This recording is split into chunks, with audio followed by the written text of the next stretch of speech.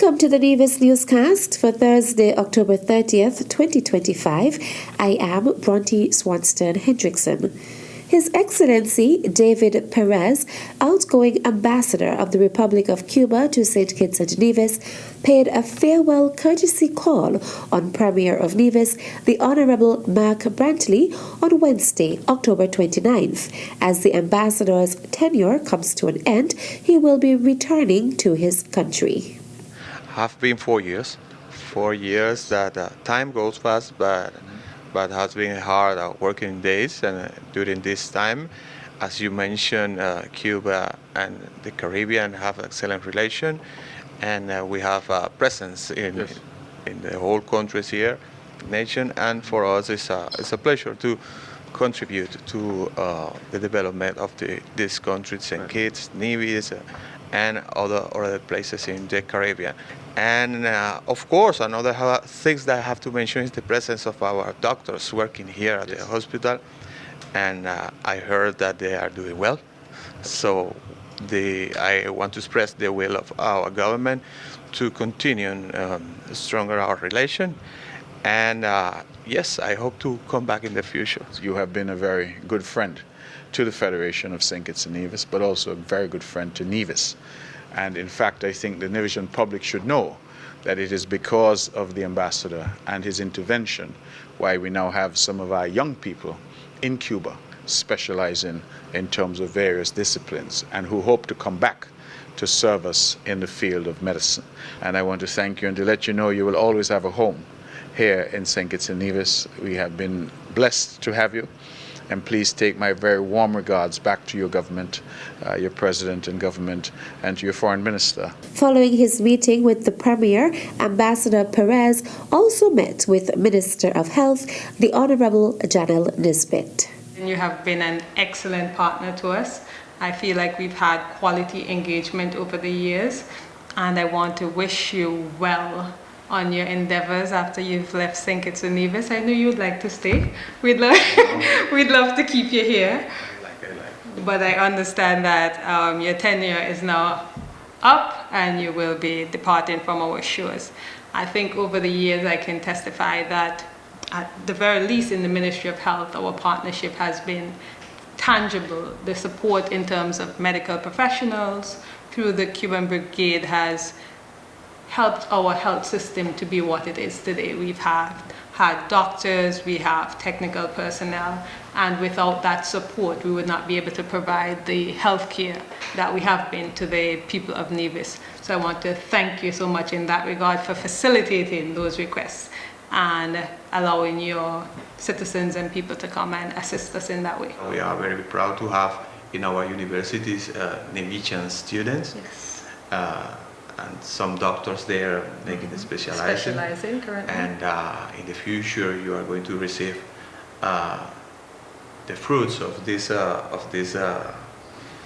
possibility to return to Nevis Island and start to contribute to the development of the island.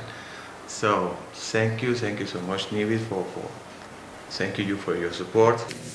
The ambassador was accompanied by his wife and counselor at the Embassy of Cuba in St. Kitts and Nevis. They also met with a number of Cuban medical professionals, including members of the Cuban Medical Brigade, who are currently working at the Alexandra Hospital. In more local news,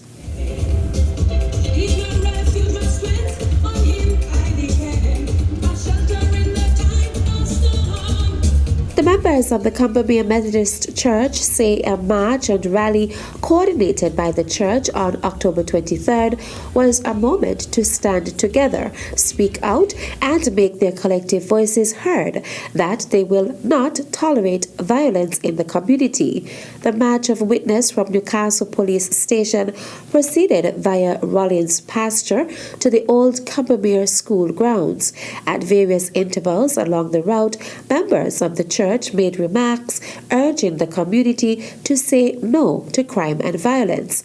Lending their support to the cause were representatives of the Royal St. Christopher and Nevis Police Force, the Nevis Evangelical Association, the Ministry of Education, as well as the staff and students of the Violet O. Jeffers Nichols Primary School.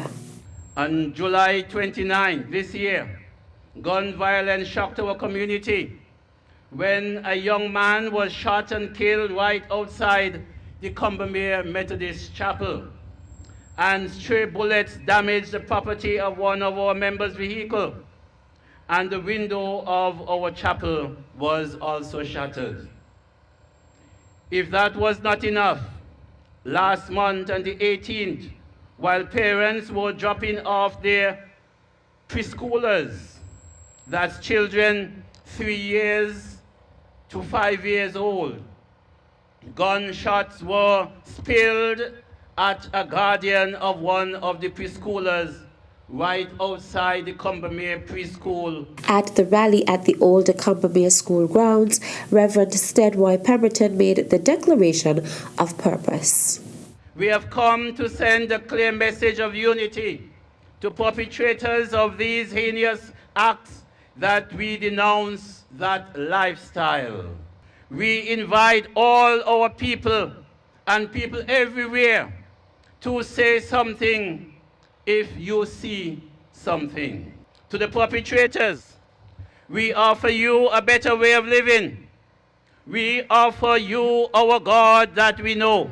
Wherever and whatever you feel, Christ understands. So I want to encourage you to lay down your weapons and turn to this Christ who loves you. The rally, chaired by Reverend Bonnie Byron, also heard from the Honorable Troy Liburd, Minister of Education and Youth, who spoke on behalf of the Nevis Island Administration, Superintendent Alonzo Carty, Commander of the Nevis Division of the Police Force, Archdeacon Isaiah Phillip, Chairman of the Nevis Christian Council, the Honorable Alexis Jeffers, Federal Parliamentary Representative for St. James, Reverend Mark Christmas, Superintendent Minister of the Nevis Circuit of the Methodist Church, and Angelica Brown, Chairperson of the Combermere Mission and Evangelism Committee, who gave the vote of thanks. We stood for peace and not harm.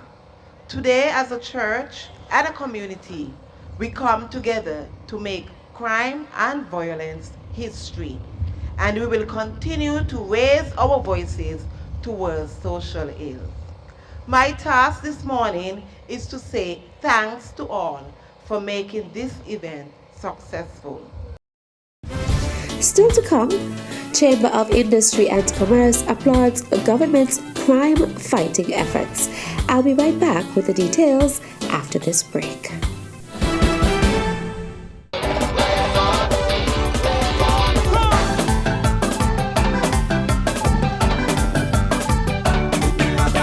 Truly, one of the few places that has an untouched beauty that has captivated the hearts of many. Nevis is everything you imagine.